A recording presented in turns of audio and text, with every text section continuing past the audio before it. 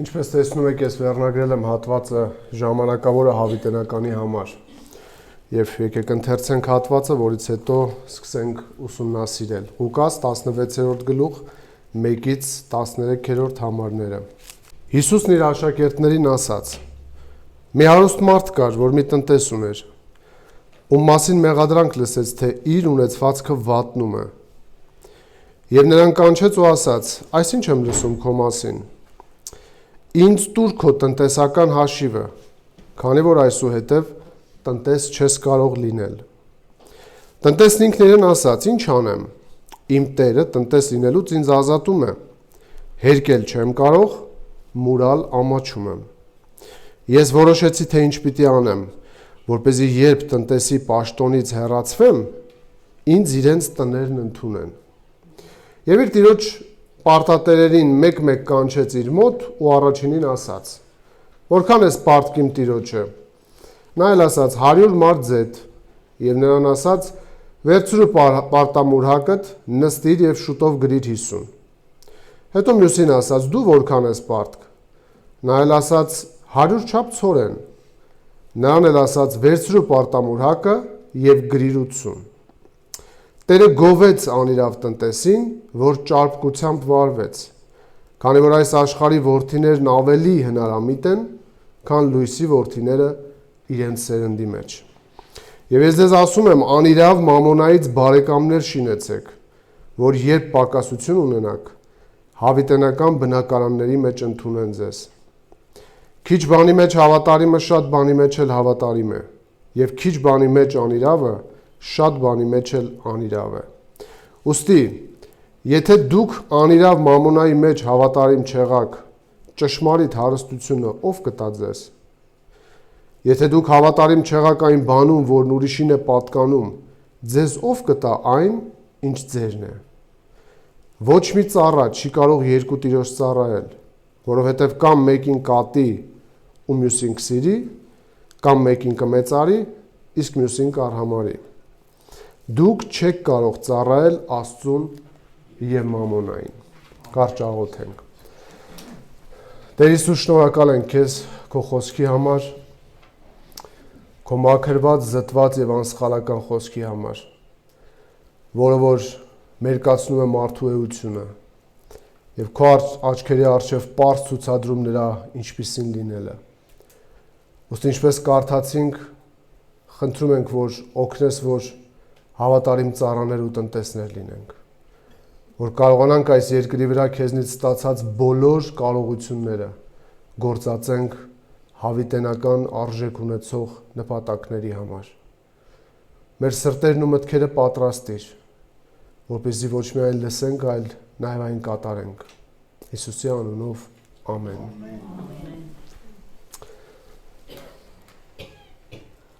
G.C. Ryle անունով մեկը, աստվածաբան,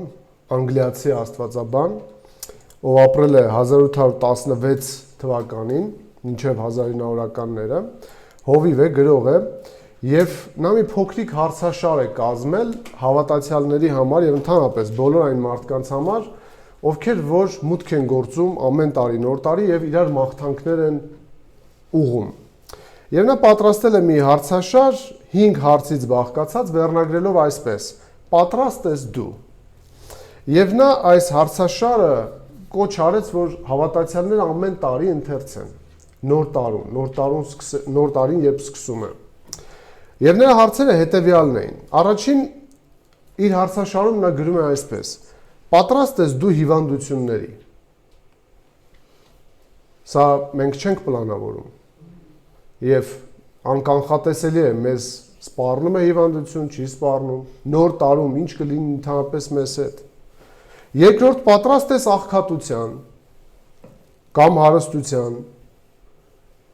Երրորդ, պատրաստ ես հարազատի կորստի։ Նկատում եք հարցերի մեջ խոսքը պատրաստ լինելու մասին է։ Եվս մի հարց է ավելացնում, ասում է պատրաստ ես մահվան, քո մահվանը։ Պատրաստ ես հանդիպելու Քրիստոսին, կանգնելու նրա առջև։ Եվ այս հարցերը օգնում են մարդկանց, որպեսզի մտածեն իրական այն խնդիրների մասին, որը սպառնում է յուրաքանչյուր մարդու։ Եվ այս անիրավ տնտեսը գտնվում էր նույն այս վիճակում։ Նրան հասավ մի մեղադրանք, որի համար նա անպատրաստ էր։ Եվ իրենից պահանջվեց հաշիվ։ Եվ թե ինչպես նա կարձագանքի այդ խնդրին, կապված է նրա հետ, թե ինչպիսին է եղել իր պատրաստվածությունը։ Արդյոք նա պատրաստ է եղել այդ հաշվետվությանը, թե ոչ։ Որպեսզի դուք լավ հասկանաք, թե ինչու է Հիսուսը պատմում այս առակը, ձեզ շատ կարճ ուզում եմ համատեքստը ցույց տալ, վերհիշել նախորդ գլխում ինչի մաս էր, թե պետք գիտեմ ամեն Կիրակի Սարգիս եղբոր հետ դուք անցնում եք։ 15-րդ գլխից է սկսում համատեքստը, որտեղ որ Հիսուսի մոտ են գալիս մեղավորներ եւ մաքսավորներ, եւ երկրորդ համարում ասում է փարիսեցիներն ու դպիրները տրտնջում էին ու ասում, այս մարդը ընդունում է մեղավորներին եւ հաց ուտում նրա հետ։ Պատկերացնում եք կանոնական ներկայացուցիչներ, ովքեր կանչված են նույնն անելու, իրենք հիմա տրտնջում են, որ եկել է մեկը, ով մեղավորների հետ հաց է ուտում։ Եվ Հիսուսը պատմում է դրա առնչությամբ 3 առակ։ Առաջին առակը 15-րդ գլխում պատմում է կորած ոչխարի առակը, հետո կորած դրամը եւ կորած որդին կամ եղբայրը։ Այս 3 առակների վերջում Հիսուսը նույն եզրակացությունն է անում, որովհետեւ պետք է ուրախանալ, որ կորածը գտնվում է։ Այնինչ իր մոտ հավաքված փարիսեցիները ուրախ չէին, ինչպես որ կորած որդու պարագայում մեծ եղբայրը, որ կանգնած այո ուրախ չէր, որ գտնվում է կորած մեկը։ Եվ այս 3 առակը պատմելուց հետո, կարծես հանդիմանություն որպես նաև փարիսեցիներին, ցույց տալու իրենց իրական կարգավիճակը, որ դուք չեք ուրախանում փաստորեն, եւ դուք չեք ընկալել Աստծո նպատակը, թե նա ինչ է անում մեղավորների հետ։ Շարունակում է իր խոսքը 16-րդ գլուխը սկսելով եւ դիմում է իր աշակերտներին։ Պատկերացրեք լսարանը, Հիսուս խոսում է, հավաքված են փարիսեցիներ, մաքսավորներ, այս 3 առակը պատմելուց հետո Հիսուսը շրջվում է, նայեք 16-ին, իր աշակերտներին ասաց։ Այսինքն 16-րդ գլուխը, այս անիրավ տնտեսի առակը, առաջին հերթին ուղղված է իր աշակերտներին։ Եվ լսարանում, քանի որ կան փարիսեցիներ, նրանք լսում են, եթե նայեք 14-րդ համարին, կտեսնեք նրանց արձագանք այս առակին, ինչպես արձագանքեցին։ Նայեք 14-ին, փարիսեցիներն էլ, որ արծաթասեր էին, լսելով այս բոլորը սկսեցին հեգնել նրան։ Եվ Հիսուսը շարունակում է իր հանդիմանական խոսքը ուղղված փարիսեցիներին։ Այսինքն իրավիճակն այնպեսին է, որ Հիսուսը դիմում է փարիսեցիներին 15-րդ գլխում, 16-ում դիմում իր աշակերտներին։ Այսինքն անիրավ տնտեսի առակի միջոցով Հիսուսը կարևոր դաս ունի փոխանցելու իր աշակերտներին։ Եվ ասեմ, որ ամենադժվար ընկալելի մասերից մեկն է, երևի Աստվածաշնչյան անիրավ տնտեսի առակը, բայց ձեզ մի լավ լուր ասեմ։ Ընդհանրապես դժվար հատվածները հեշտ լուծվում են, երբ համատեքստի թելը չենք կորցնում, թե ինչի մասին էր խոսքը։ Եվ Հիսուսը վերցնում է այստեղ մի վատ օրինակ եւ վատ օրինակից լավ դաս է տալիս։ Այսինքն այն ինչը մենք կտեսնենք անիրավ տնտեսի կյանքից, իրենից պետք է ընդօրինակել դասը, ոչ թե բառացի իր գործողությունները։ Եվ այսպիսով տեքստի բաժանմանը անցնենք, ես ձեզ ցույց տամ ինչպես է բաժանված տեքստը, որպեսզի այս 13 համարները դուք տեսնեք միտքը ինչպես է զարգանում։ 1-ից 4-րդ համարներում մենք տեսնում ենք տնտեսին ուղղված մեղադրանքները, կամ մեղադրանք ավելի ճիշտ, եւ նրա տված լուծումը։ Այսինքն հաշիվ է պահանջվում նրանից եւ նա նստում երկրորդ համարում մտածում է, թե ինչ պետք է անի եւ գտնում է լուծումներ։ 5-ից 8-րդ համարներում տեսնում ենք տնտեսի կատարած քայլերը եւ լուծումը։ Ինչ արեց նա։ Նա մտածեց, որ ապագայում բարեկամներ ձեռք բերելու համար ուրեմն պետք է այդ մարդկանց կանչել եւ իրենց համար լավ պայմաններ ստեղծել։ Հաշվի առնելով, որ իրեն պետք է հանեն գործից, նա այլևս չի կարող տնտես լինել եւ կարծես իր ներկայի քայլերով ապահովում է իր ապագա կարգավիճակը։ Այնուհետև 9-րդ համարում տեսնում ենք նյութական կարողությունների ճիշտ օգտագործման կոչը Հիսուսից եւ դրա եղանակը։ Ինչ էր ասում 9-րդ համարում։ Անիրավ մամոնայից բարեկամներ շինեք ձեզ համար։ Եվ ասում էր նաև պատճառը։ Ինչու՞, որովհետև այդ անիրավ մամոնան ավարտվելու հատկություն ունի։ Երբ ավարտվի այն, երբ ձեր կյանքն էլ ավարտվի երկրի վրա, հավիտենական բնակարաններում ձեզ ընդունեն այդ մարդիկ, ոչ թե երկրի վրա միայն այն մարդիկ, որոնց համար դուք լավ պայմաններ եք ստեղծել։ Եվ 10-ից 13-րդ համարում տեսնում ենք Աստծուն ծառայելու երկու սկզբունք, շատ ոչ երկիմաստ երկու սկզբունք, որ Հիսուս ցույց է տալիս, որ մարդը չի կարող ծառայել երկուսին, անհամատեղելի է Աստծուն եւ մամոնային ծառայությունը մի վայրում։ Եվ այս առակը մեզ սովորեցնում է ժամանակավոր ունեցվածքի ճիշտ օգտագործման մասին։ Եվ հատվածի գլխավոր միտքը, ինչպես գիտեք, յուրաքանչյուր հատված Աստվածաշնչյան ունի մեկ ասելիք հստակ։ Եվ այդ ասելիքը այստեղ հետևյալն է։ Սա կարող եք հիշել, որովհետև ամբողջ պատգամը խտացված է այս մեկ նախադասության մեջ։ Մնացած բոլոր բացատրությունները, ինչ որ կլսեք, դրանք լուսաբանելու են այս ճշմարտությունը։ Եվ գլխավոր միտքը հետևյալն է. նյութականն ու ժամանակավորը միջոցներ են հոգևոր եւ հավիտենական նպատակներ իրականացնելու համար։ Երկրի վրա ինչ որ կա նյութական եւ ժամանակավոր, ինչ որ Աստված տվել է մեզ, մեր տնօրինության տակ, այդ բոլորը միջոցներ են իրականացնելու հավիտենական նպատակներ։ Նյութը նրա համար չէ, որ մենք ծառայենք դրան, այլ որ այն ծառայի մեզ։ Եվ ավելին, այն ծառայի այն նպատակներին, որոնք որ արժեք ունեն հավիտենության մեջ։ Եվ դրա համար այստեղ ցույց է տրվում, թե ինչպես պետք է ընդհանրապես տնօրինել Աստծո տված կարողությունները, որ դրանք հավիտենության մեջ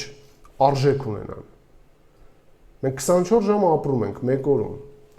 ուտում, խմում, մտածում, գործում, քայլում, եւ մեծ հարց է առաջանում. այդ ինչ գործեր ենք անում, որոնք որ հավիտենության մեջ արժեք ունեն։ Արդյոք մենք դիզում ենք գանձեր երկնքում։ Եվ ընդհանրապես դա ինչպես է տեղի ունենում։ Խոսքերը անգիր գիտենք, բայց շատ հաճախ դրա իմաստը ոչ։ Ինչպես է լինում, որ մենք այստեղ գործում ենք, ժամանակավոր նյութական բաների հետ կապ ունենք, դրանք տնօրինում ենք, գործածում ենք, բայց երկնքում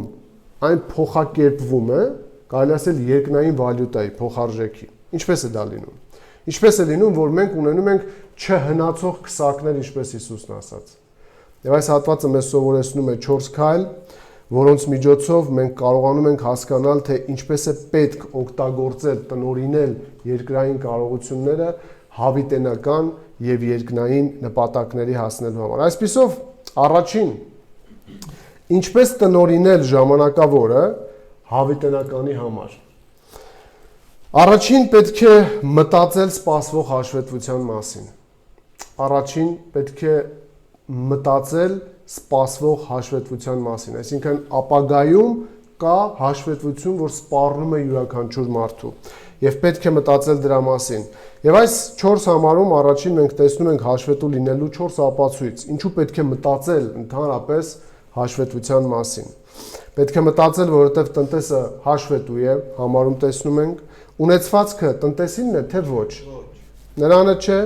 տնտեսը պատասխանատու է դրա համար, ըստ համարների, այո, եւ տնտեսի պաշտոնը ժամանակավոր է, թե անժամանակ։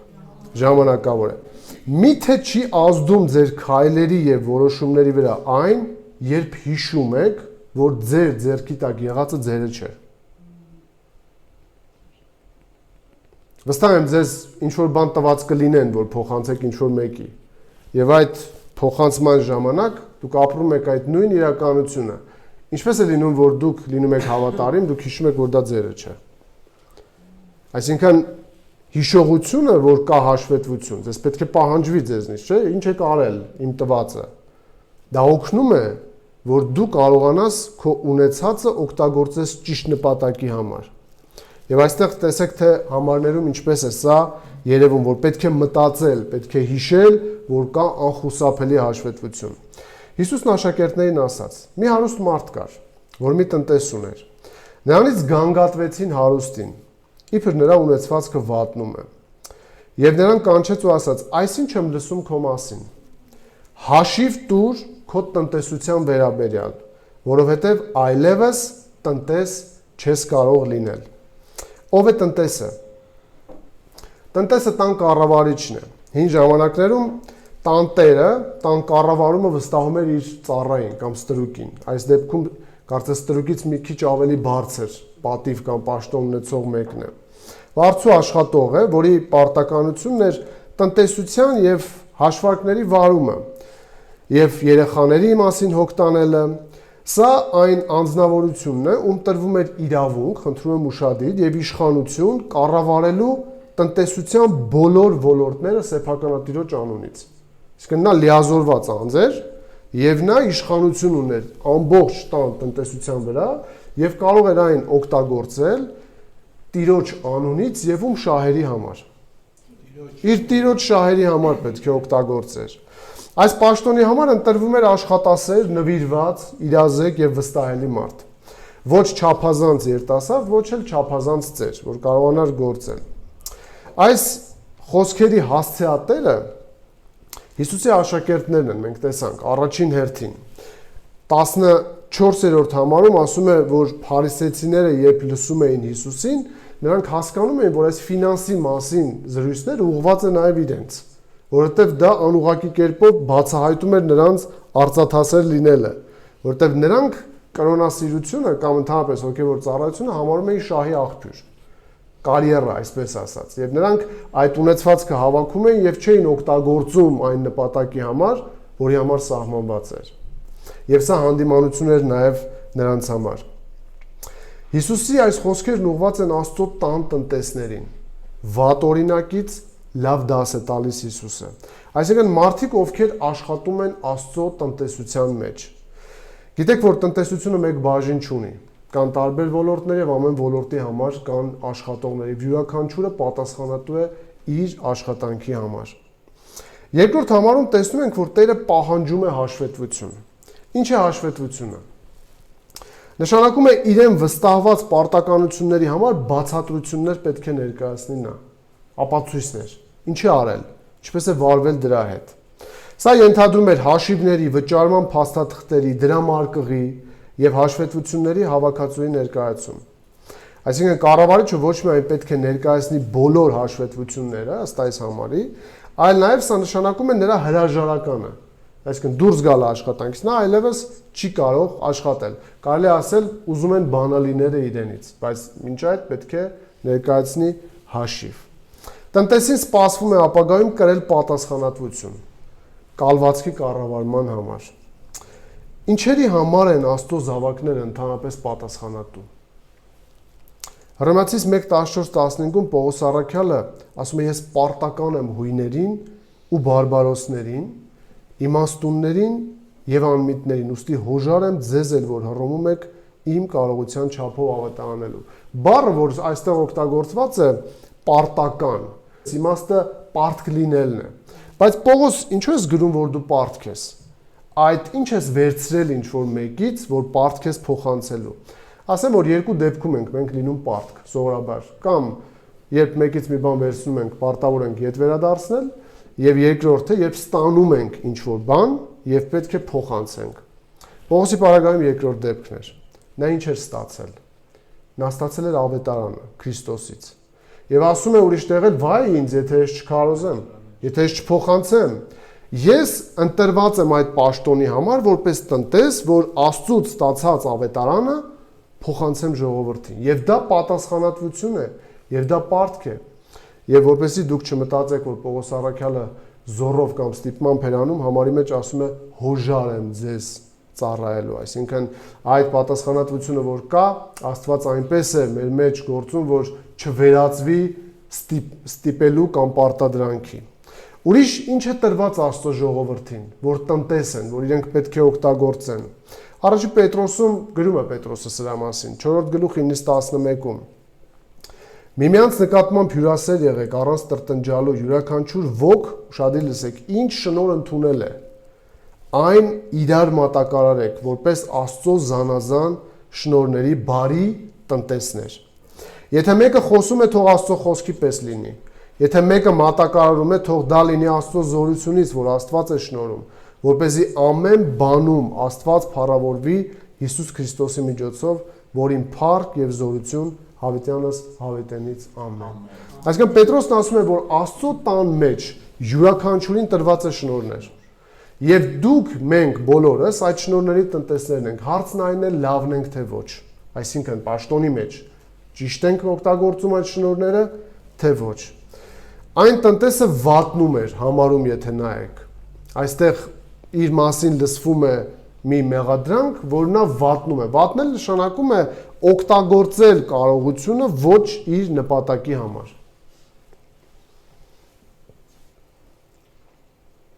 Երկրորդ համարում տեսնում ենք, որ անխուսափելի եղավ նրա չարությունը եւ Տերը ասաց հաշիվ տուր, քանի որ այլևս չես կարող տնտես լինել։ Եթե մի փոքրիկ, նույնիսկ մեկ անգամ համն առել եք, ինչ է նշանակում բռնվել մեղքի մեջ, երբ ձեզնից հաշիվ են ուզում, ապա դա մի փոքր պատկերացում կստեղծի, որ հասկանանք ինչ անխուսափելի հաշվետվություն է սպասվում Աստծո առջև։ Ում աչքից ոչինչ չի վրիպում, ով գիտի ում ինչ է տրված եւ ինչպես պետք է գործածեն մարդիկ։ Ինչ եք կարծում, Աստծո զավակները որևէ կերպով հաշվետու են Աստծո առջև, թե պարզապես տնտեսներ են, որոնք որ հաշիվ չեն տալու Աստծուն։ Կարդում եմ առաջին Կորինթացիս 5-րդ գլուխ 10-րդ համարից, տեսեք Պողոսն ինչ է գրում, որովհետև մենք բոլորս պետք է ներկայանանք Քրիստոսի ատյանի առաջ, որպեսզի ամեն մեկն իր մարմնով ստանա իր արարքի հատուցումը բարի կամ չար։ Սա փրկության հետ չի կապված։ Սա վարձատրության հետ է կապված։ Պողոսն ասում է, մենք բոլորս կանգնելու ենք Քրիստոսի ատյանի առջև, բնագրում բեմաբառն է, հայերեն բեմահարթակ բառն ունենք, հա, այսինքն մի իրադարձություն, որտեղ որ ինչ է քննվելու։ Համարում Պողոսն ասում է, որ մարմնի մեջ ապրած ժամանակ ինչ գործեր ես կատարել բարի եւ չար։ Բարի եւ չար նշանակում է հավիտենության մեջ պիտանի կամ անպիտան, արժեք ունեցող կամ արժեք չունեցող։ Եվ Պողոս առաքյալն ասում է, մենք հաշվետու ենք։ Այո, մենք փրկության համար դատապարտության տակ չենք, Հռոմեացիս 8:1, Քրիստոսում եղողների համար այլևս չկա դատապարտություն։ Այո, ամեն։ Իսկ քանի ապրում ու շնչում ենք, հաշվետու ենք Տիրոջը իր տվածները ճիշտ տնօրինելու եւ կառավարելու հարցում։ Այս տնտեսը երրորդ համարում, տեսեք, իր մտքում ուղիներ է փնտրում,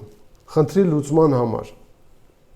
Նա մտածում է այդ անխուսափելի հաշվետվության մասին։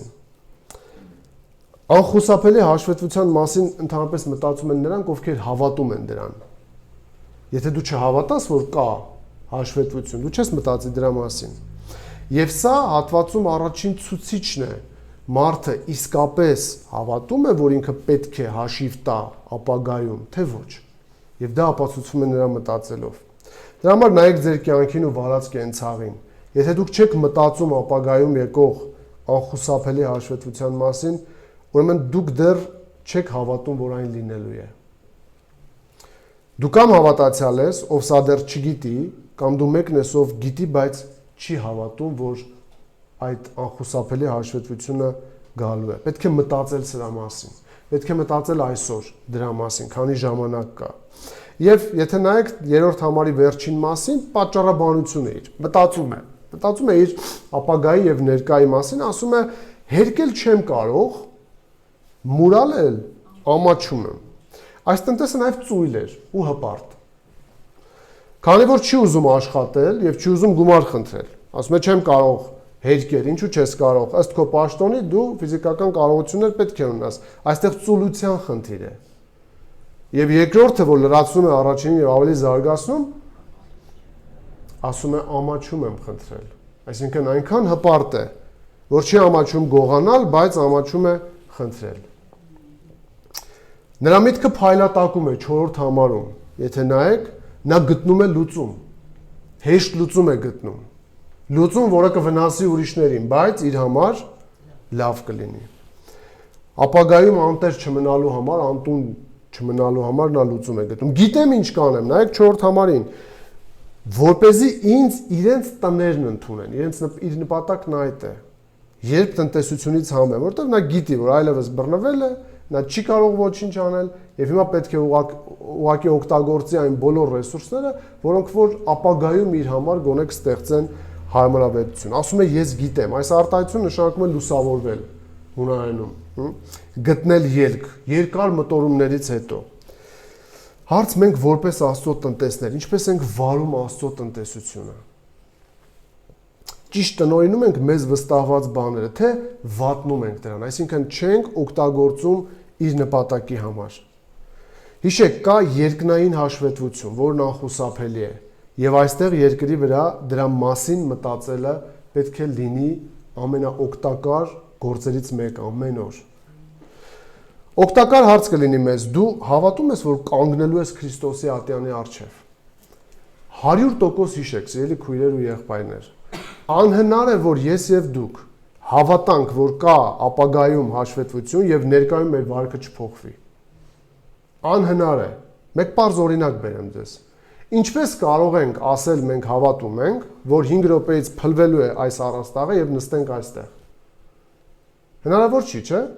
Եթե հավատում ես, պետք է փախչես, այսինքն հավատդ պետք է վերածվի գործողության, եւ այդ ժամանակ մենք կարող ենք ասել, որ այս մարդը իսկապես հավատաց, որովհետեւ փախչեց։ Իսկ ով ասի, գիտես, ես հավատում եմ, որ 5 րոպեից այս առաստաղը փուլ է գալու եւ նստի այստեղ, իր գործին նայելով դու հստակ կարող ես հասկանալ, որ նա չի հավատում։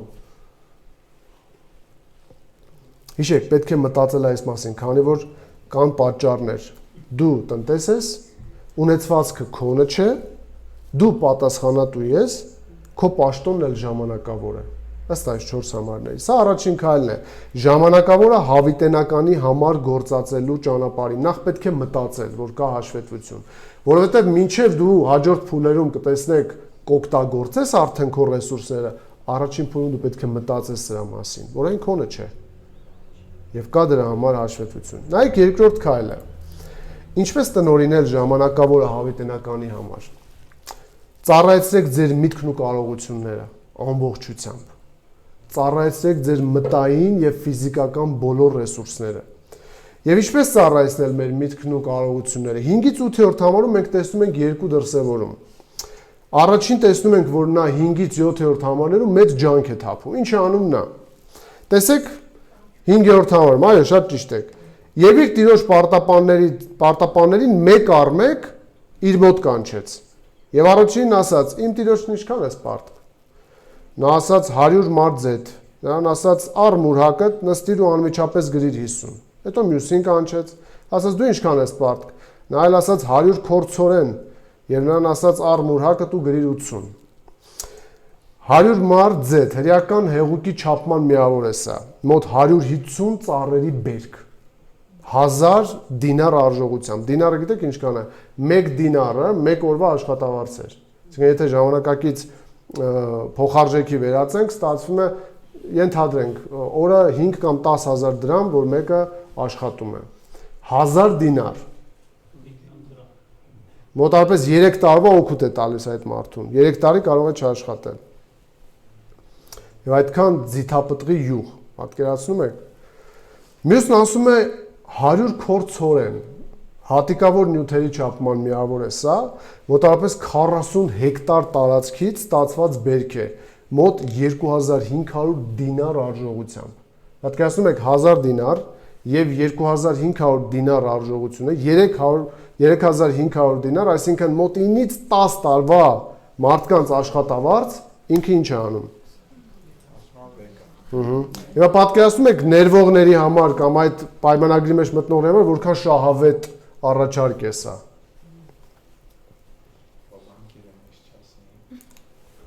Ենթադրվում է, որ կառավարիչն ազատում է պարտապաններին անօրինական տոկոսներից, աշխարհողական քայլերով, որոնք դատապարտվում էին աստվածաշնչյան օրենքով։ Սակայն այս դեպքում խոսքը կարող է գնալ ոչ թե գումարի, այլ պարզապես ապագա բերքի մասին, որ նրանց ազատում էր պարտականություններից, որ ավել բեռ էր իրենց վրա դրված։ Ամեն դեպքում նա գործում է իր տիրոջ անունից եւ պարտապանները երջանիկ են եւ ուրախ իրենց պարտքի նվազման համար։ Նա ներում է նրանցից յուրաքանչյուրին իր տիրոջ անունից մոտ 500 դինար։ Յուրաքանչյուր պարտքի կրճատումը ամեն մեկի համար մոտավորապես 2-ից 3 տարվա ազատություն էր։ Իսկ սա մեծ բան է։ Ուշադրություն դարձրեք, այս առակի բոլոր հերոսները անիրավ են։ Բոլոր։ Սա նենք գործարք է, որ կատարվում է։ Շուտով դուք կտեսնեք մեր Տերը ինչն է մատնանշում, որ պետք է ընդօրինակել։ ոչ թե այն գործողությունները, որ այստեղ տեսնում եք, այս կոռուպցիան, որ այստեղ տեսնում եք։ Դա գաղտնի գործարք էր, որը թույլատրված չէր Տիրոջ կողմից։ Բոլորը մեղավոր են խաբեության մեջ դիտավորյալ մասնակցության համար։ Բայց տեսնում ենք Տիրոջ գովեստը տնտեսին։ Ինչու՞։ Այդ որ արարքի համար, նայեք 8-րդ համարին։ Եվ Տերը գովեց անիրավ տնտեսին, որ հնարամտությամբ է գործել, որովհետև այս աշխարհի որդիները իրենց նմանների հետ կապի մեջ լինելով լույսի որդիներից ավելի հնարամիտ են։ Գրված է Տերը գովեց։ Եթե Տերը վերանայեր կառավարչի այս արարքը, պարտապանները կհուսախաբվեին, սակայն այս որոշման շնորհիվ ինչ է լինում։ Հասարակությունը սկսում է Տիրոջը վերաբերվել որպես մեծահոգի մարդու։ Այսպիսով կառավարիչը գովաբանեց տնտեսին։ Խնդրում եմ ուշադրի լսեք։ Տերը գովաբանում է անիրավ տնտեսին ոչ թե նրա չար արարքի համար, այլ նրա հնարամտության համար, որտեղ իր բոլոր գործողությունները սխալ էին։ Գրված է հունարեն ֆրոնիմոս բառը, որ նշանակում է խելացի, ճկուն մտքով, հաշվի առնող իրավիճակները։ Հիշեք սա, խորամանկությունը հնարամտություն չէ։ Նույնը Հիսուսն ասաց, հիշում եք, միամտության եւ խորամանկության մասին։ Սրանք շատ մոտ են իրար, եւ շատերը կարող են մտածել, որ իրենք շատ իմաստուն են, բայց խորամանկ լինեն։ Դա Աստծո նկատի ունեցածը չէ, եւ այստեղ էլ այդ սահմանը շատ նուրբ է, որ հնարամտությունից խորամանկության չգնա մարդը։ Դրա համար էլ այսօր շատ հավատացյալներ կոռուպցիաներով, կաշառքներով ապրում են, իրենց թվում է, որ իրենք շատ լավ ծառայում են Աստծուն։ Ճարպիկ են, այո, իրենց թվում է։ Խորամանկությունը հնարամտություն չէ։ Ուրիշին վնասելը սեփական շահերի համար իմաստություն չէ։ Դատապարտելի է դա Աստծո կողմից։ Հնարամտությունը, երբ ներդնելով քո մտային եւ նյութական ողջ ռեսուրսները գործում ես հանուն արդարացի նպատակների։ Սա է հնարամտությունը։ Օգտագործել Տիրոջից ստացած կարողությունները եւ իր նպատակների համար։ Ինչպես այս տնտեսը պետք է կառավարեր տունը այնպես, որ իր Տիրոջը շահույթ բերեր։ Այս անիրավն իր ապագան կերտելու համար է անում այս քայլերը։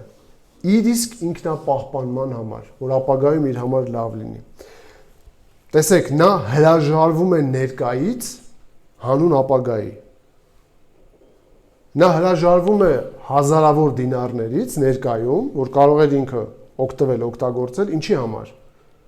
Հանուն ապագայի։ Ահա թե ինչն է գովելի, հնարամտությունը ոչ թե արարքը։ Այսպես մտածելը, իսկ հավատացյալը որ հարցում պետք է այսպես մտածի։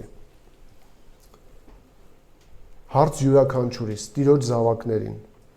Միթե մեր Տիրոջը ջանքով ու եռանդով չպետք է ծառայենք։ Միթե մեր Տիրոջ տվածները պետք է իմաստությամբ չգործածենք հանուն ապագայի, հանուն երկնային նպատակների։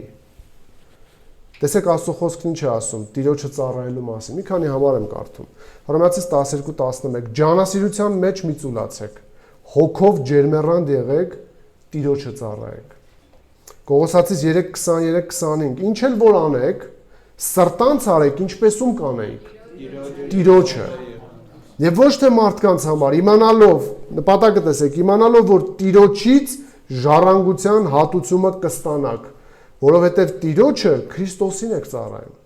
Դրա համար էլ սա մեզ կօգնի, որ մեր առօրյա բոլոր աշխատանքների մեջ մենք անենք լավագույնը, մտածելով, որ Տերը ներկա է, հսկում է եւ այդ ռեսուրսները պետք է ծառայեն իր նպատակների համար։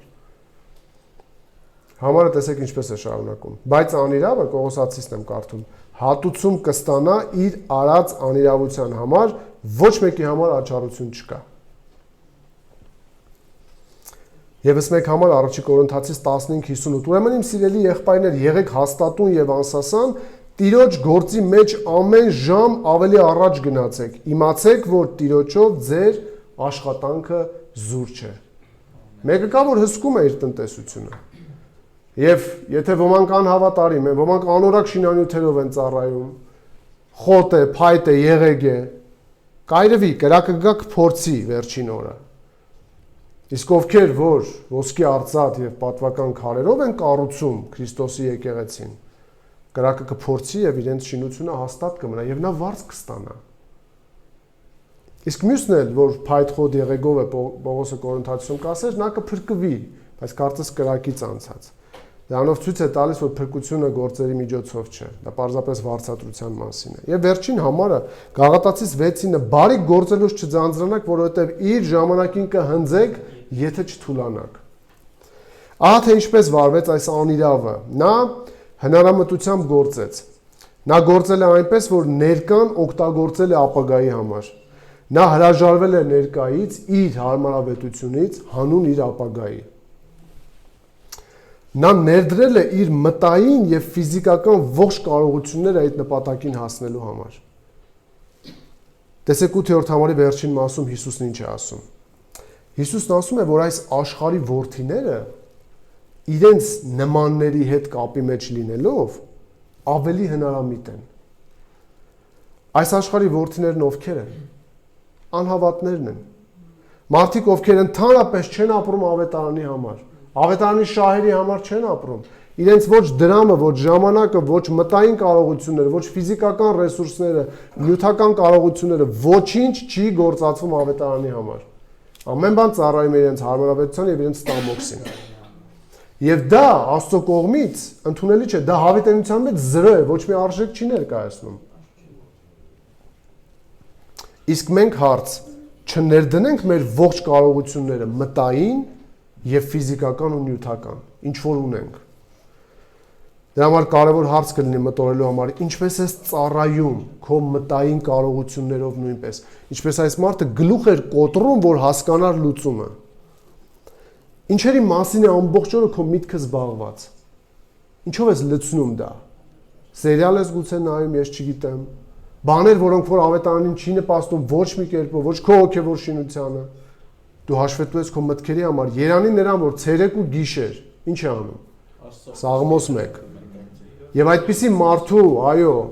ապագան ջրի կողքը տնկված ծառի նման է։ Դրա համար էլ ինչ որ անում է, հաջողում է։ Դրա համար դրա տերևը չի թափում, դրա պտուղը ժամանակին է տալիս։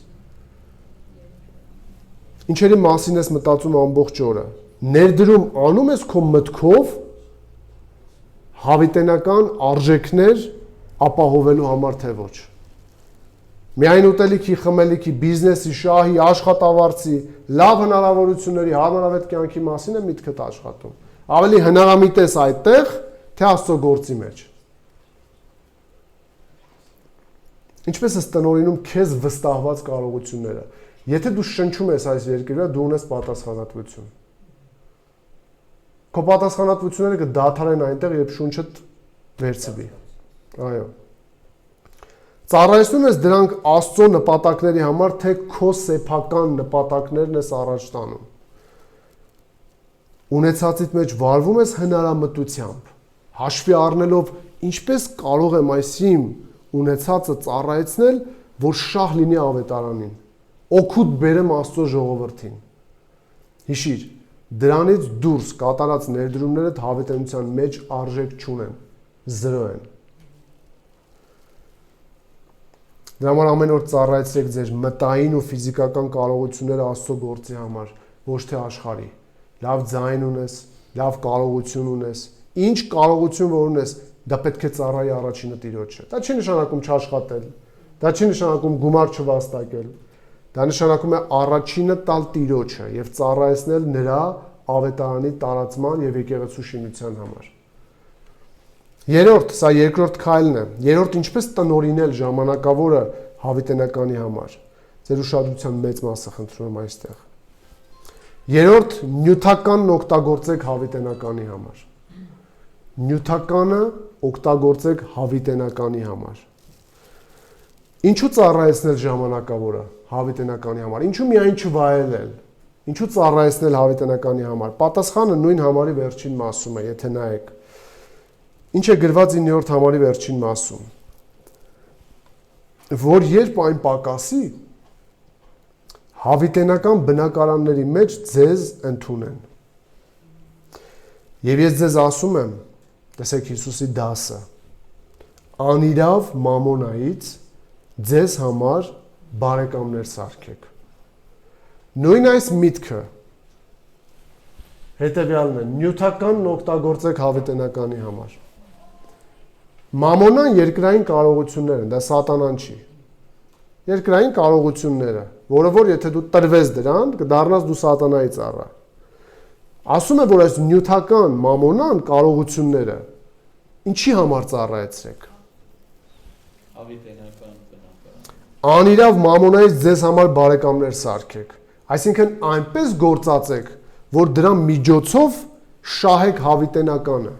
ոչ թե կյանքը, այլ հավիտենական արժեք ունեցող բաներ։ Օրինակ, կան այս գործեր, որոնք որ կնպաստեն, որ մեկը լսի ավետարանը։ Անհավատարիմ կառավարիչը օգտագործեց իր տիրոջ փողը երկրային ընկերներ, բարեկամներ գտնելու համար։ Հավատացյալները պետք է օգտագործեն իրենց տիրոջ դրամը, այնպես որ հավերժության համար ընկերներ ձեռք բերեն, այսինքն ներդնեն արքայության մեջ, բարի լուրի մեջ, որը մեղավորներին փրկության է բերում, որպեսզի երկինք, այսինքն հավիտենական տուն, ինչպես համարում է ասում, հավիտենական բնակարաններ հասնելուն պես այդ մեղավորները սիրով ընդունեն քեզ։ Այսինքն նրանք կարող են լինել մարդիկ, որ քո ծառայության միջոցով Տերը ավետարանն է հասցրել եւ փրկվել են։ Քրիստոսը չհավանեց այդ մարդու անազնվությունը։ Նա հատուկ նշեց նրան որպես հավատարիմ, անհավատարիմ, ներողություն 8-րդ համարում։ Նա օգտագործեց նրան միայն որպես օրինակ, ցույց տալու համար, որ նույնիսկ այս աշխարհի ամենաապականված որդիները բավականաչափ գործնական են սպասվող դժբախտությանը պատրաստվելու համար։ Գիտեք, այսօր բունկերներ են պատրաստում, աշխարհի մի քանի անկյուն տարիներով, որտեղ սպասում են, որ պետք է աշխարհի վրա մեծ աղետ լինի, որպեսզի պատասխանեն։ Իրենք այնքան իմաստուն են, որ մտածում են ապագայի մասին, աշխարհի մի քանի միլիոն սերմեր այդ պահեստներում է արդեն, որ ապագայում չոչնչանան, եթե ատոմային պատերազմ լինի եւ այլ, որ դրանք նորից հանեն եւ ցանեն ու կյանքը շարունակեն այս երկրի վրա։ Աստված կասեր անմիտ, այս գիշեր հոգիդ պահանջվելու է քեզնից, ում ես թողնելու դրանք։ Դու մտածում ես քո ապագայի մասին, իսկ չես մտածում, որ գերեզմանը չի քո վերջը, այլ գերեզմանից հետո սկսվում է քո իրականությունը։ Այդ ապագայիդ մասին մտածում ես այստեղ։ Խնդրում եմ շատ ուշադրի լսեք։ Հավատացյալները պետք է ավելի հնարամիտ լինեն, քանի որ նրանք առնչվում են հավերժական հարցերի հետ, ոչ թե երկրային միայն։ Պատկերացնում եք տարբերությունը։ Եթե գործունյա փողկապով մարդիկ լուրջ դեմքով ամեն օր աշխատում են եւ ասում են, որ շատ կարեւոր բան են անում, բոլորը հարգում են եւ շատ լավ է թող անեն, իսկ ես ու դուք գործ ունենք հավիտենական բաների հետ, որոնք որ չեն թառամում, որոնք որ չեն ավարտվում, որն է ավելի կարեւոր, եթե այսպես ասենք, ժամանակավորը, թե հավիտենականը, հետո ինչ որ մենք այսօր անարգված ենք, իրենք ոչ, կգա ժամանակ եւ դատավորը կգա եւ կպահանջի եւ դրանից հետո ով 5-ն էր վաստակել 10-ի վրա կդնի։ Համեմատեք այս միտքը Ղուկաս 12-րդ գլուխ 33-34-րդ համարների հետ, որտեղ Հիսուսը տեսեք ինչ է ասում. վաճառեք ձեր ունեցվածքը եւ ողորմություն տվեք, ձեզ համար չհնացող քսակներ պատրաստեք, որ հարատև գանձ է երկնքում, ուր գողը չի մոտենում, ոչ էլ ցեցն է ապականում։ Սա իմաստուն ներդրումի մասին է։ Երկրի վրա անես մի բան, որը կավելացվի երկնքում։ Մատթեոս 6:19-21 ձեր համար գանձեր մի դզեք, որտեղ երկրի վրա, որտեղ ցեցն ու ժանգն ապականում են, եւ որտեղ գողերը սողոսկում են ու գողանում, այլ ինչ արեք։ Ձեզ համար երկնքում գանձեր դիզեք, որտեղ ոչ ցեցը, ոչ ժանգը չեն ապականում, ոչ էլ գողերն են սողոսկում ու գողանում, եւ ամենակարևորը լսեք։ Ինչպես է ավարտում միտքը Հիսուսը, որովհետեւ որտեղ ձեր գանձն է, ձեր սիրտն էլ այնտեղ կլինի։ Ինչ է սա նշանակում։ Այսպես վարվելը պայման չի փրկության, այլ ապացույց է փրկված լինելու։ Քանի որ որտեղ քո գանձն է, քո սիրտն էլ այնտեղ, այսինքն որտեղ քո դրամներն են ծախսվում, որտեղ քո հաճույքն է, քո զբաղվածությունն է, քո նպատակներն են, այդտեղ քո սիրտն է, դու ցույց ես տալիս դրանով։ Ստացվում է, որ դու քո կյանքին, երբ որ նայես, որտեղ են քո մտքերը, որտեղ են քո ֆիզիկական ռեսուրսները, քո ֆինանսական կարողությունները, դա ցույց կտա քո սիրտը որտեղ է։ որտեղ որ քո գանձն է, սիրտդ էլ այդտեղ կլինի։ Դու քո քայլերով պարզապես ցույց ես տալիս քո սիրտը կամ հավատարմությունը։ Դրա համար նայեք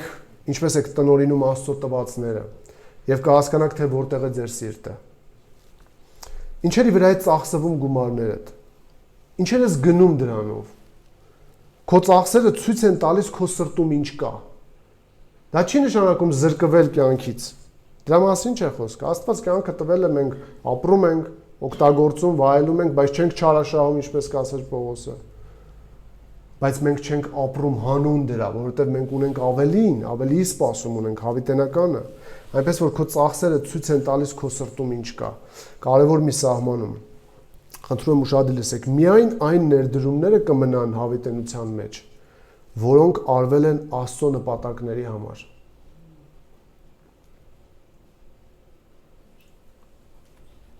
Հումոր է դարձված, բայց այսպեսի մի պատմություն կա, բնականաբար իրական չէ, պարզապես միտքը փոխանցելու համար։ Ասում են մի հարուստ մարդ ասել է, երբ ես մահանամ, խնդրում եմ ամբողջ ունեցվածքը վերածեք մի ոսկու ձուլակտորի մեծ եւ ինձ հետ դրեք, որ ես տանեմ այն աշխարհ։ Եվ ասում է, որ գալիս է այդ օրը իր ողջ ունեցվածքը վերածում են մի մեծ ոսկու ձուլակտորի, դնում են իր հետ եւ նա հասնում է երկնային դարպասների մոտ եւ հրեշտակապետը նայում է, ասում է, ինչ է պայուսակիդ մեջ։ Ասում են ողջ կարողությունն այդ մեծ ոսկին նայում է, ասում է այս ասֆալտը ինչու ես բերել։ Սա մի փոքրիկ օրինակ նրա մասին, որ այն ինչ որ այնտեղ քեզ համար արժեք էր, այստեղ արժեք չունի։ Այստեղ նույնիսկ փողոցներն են ոսկուց։ Ինչի համար դու վազել ես այնտեղ ամբողջ կյանքում եւ վերածվել է այսքան կտորի, դա այստեղ իրականության մեջ ոչ մի նշանակություն չունի։ Դրա համար միայն այն ներդրումները կմնան հավիտենության մեջ, որոնք արվել են Աստծո նպատակների համար։ Անիրավ մամոնայից ձեզ համար բարեկամներ սարքեք։ Սա է կոչը։ Նյութականը օգտագործեք հավիտենական նպատակների համար։ Արժեքավոր ներդրումները նրանք են, որոնք արվել են հավիտենական արժեքների համար։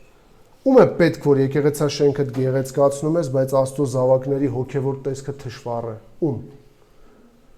Աստված չի կարևորելու շենքի գեղեցկությունը, որ դու բծախնդիր կարող ես պատրաստել։ Նա կարևորել է հոտին ինչպես ես խնամել։ Այդպես բծախնդիր։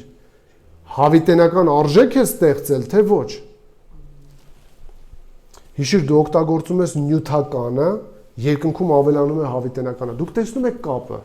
Ինչպես է լինում, որ այստեղ ներդնում ես քո նյութականը, որը քոնը չէ իրականում, Տիրոջինը է,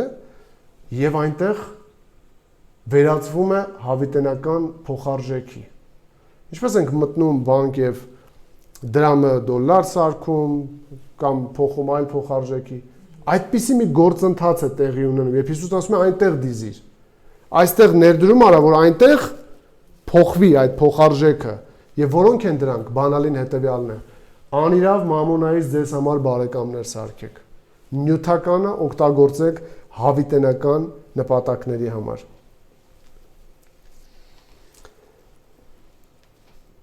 Եվ վերջին, 4-րդ քայլը, ինչպես տնօրինել ժամանակավորը։ Ոչ միայն մտածել դրա մասին, սպասել կամ հաշվի առնել անխուսափելի հաշվետվությունը, որ մի օր գալու է, այլ նաև 4-րդ իմացեք ծառայության սկզբունքները։ Իմացեք ծառայության սկզբունքները։ Վերջին 4-րդ քայլը, ինչպես տնօրինել ժամանակավորը հավիտենականի համար, դու պետք է իմանաս Աստծուն ծառայելու սկզբունքները որոնք են։ Հակառակ դեպքում դու կապրես խաբվածության մեջ, կարծելով, որ դու ծառայել ես Աստծուն քո ամբողջ կյանքում։ Ինչ սկզբունքներ պետք է իմանալ Աստծուն ծառայելիս, չխաբվելու համար։ Եվ այս 3 համարում մենք տեսնում ենք 2 սկզբունք։ Առաջինը հետևյալն է. հավատարիմ ծառան հավատարիմ է միշտ։ Նայեք 10-րդ համարին։ Քիչ բանի մեջ հավատարիմը շատի մեջ էլ է հավատարիմ։ Եվ քիչ բանի մեջ անիրավը շատի մեջ էլ է անիրավ։ Մենք տեսնում ենք 10-ից 12-րդ համարներում մի կարևոր սկզբունք։ Հավատարիմ ծառան միշտ հավատարիմ է։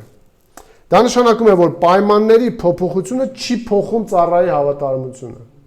Տեսնում եք համարում քիչներ, հետո շատներ, բայց հավատարմությունը մնաց։ Հավատարիմը քչի մեջ էլ էր հավատարիմ, Անհավատարիմը կամ անիրավը քչի կամ շատի մեջ էլ նույնն է։ Դա նշանակում է, որ պայմանների փոփոխությունը չի փոխում ծառայի հավատարմությունը։ Հիսուսը սրանով բացահայտում է այն, որ ով անիրավ է, դա կապված է ոչ թե նյութի շատ ու քիչ լինելու հետ, այլ իր էության։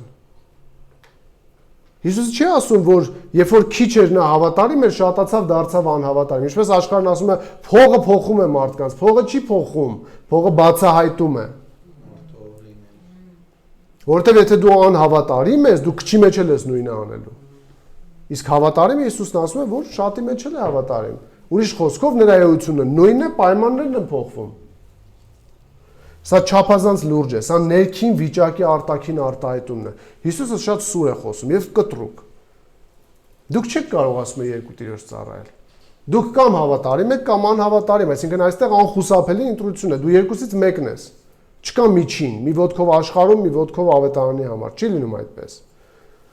Եթե մենք հավատարիմ ենք փոքր բաների, այսինքն դրամի կառավարման մեջ, ինչպես առակում է, ապա հավատարիմ կլինենք նաև շատի, հոգևոր գանձերի կառավարման մեջ։ Եվ ընդհակառակը մարդը, ով անարդար է օգտագործում Աստծո կողմից իրեն վստահված գումարը,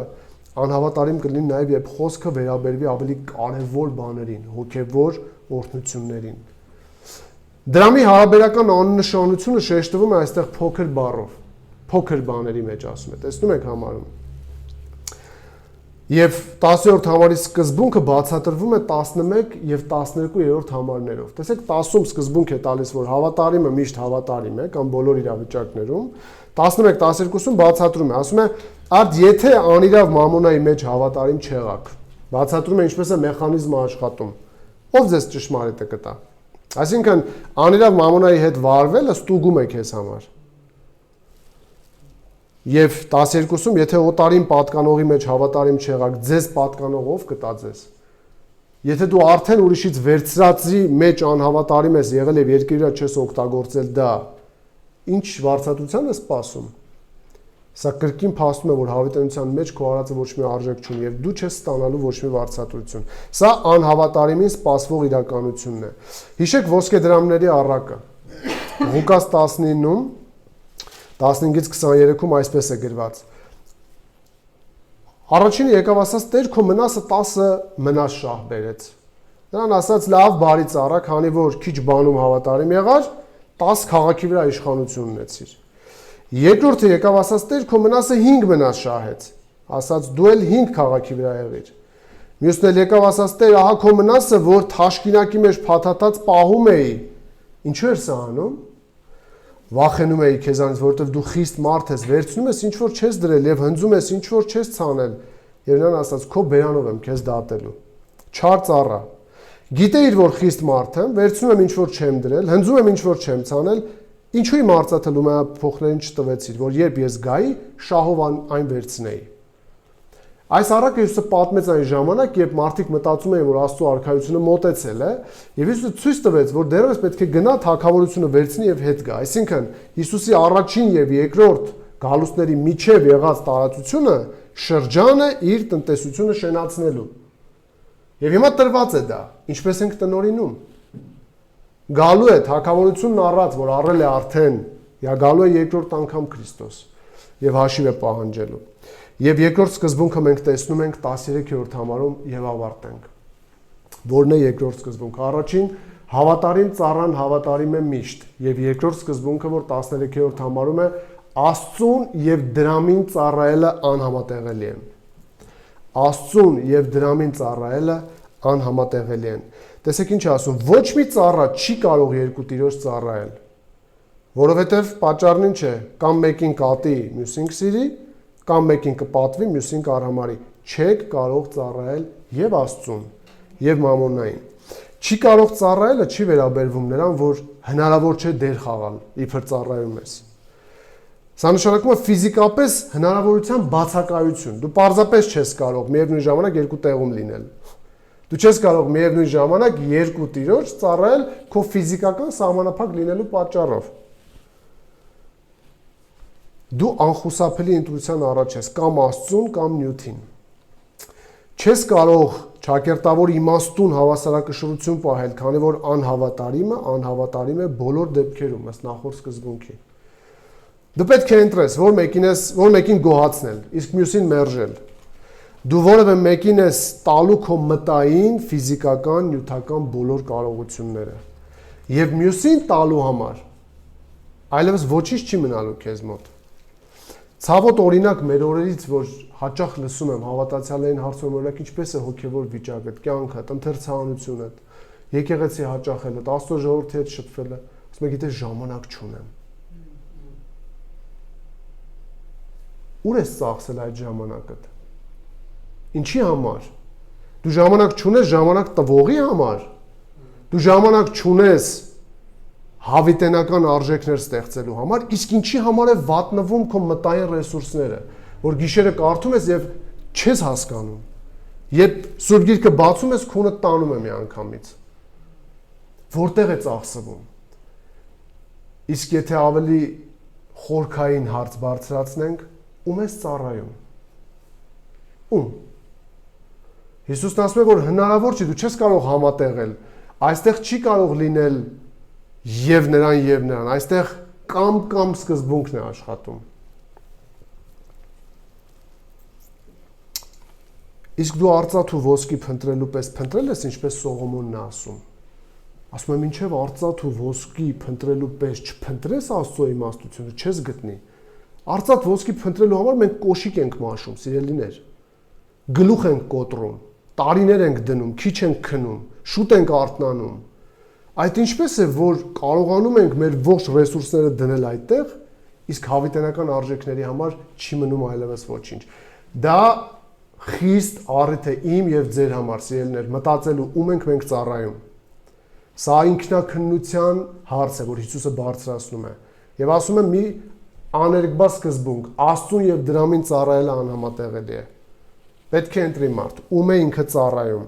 Եզրակացությունը հստակ է, ոչ երկիմաստ եւ առանց սակարկումների։ Չեք կարող ծառայել երկու տիրոջ։ Գործնականում անհնար է միևնույն ժամանակ ապրել նյութական բաների համար եւ Աստծո, որտեղ դու նյութականը ունենալու, մեծացնելու համար դնելու ես քո ողջ ռեսուրսները։ Կրկին հարուստ լինելը մեղք չի։ Աստված ինքը ում ուզում տալիս է դա, հարցը դա չէ։ Բայց հարցն այն է ապրել հանուն դրա եւ չնպաստել ընդհանրապես ավետարանի շահերին։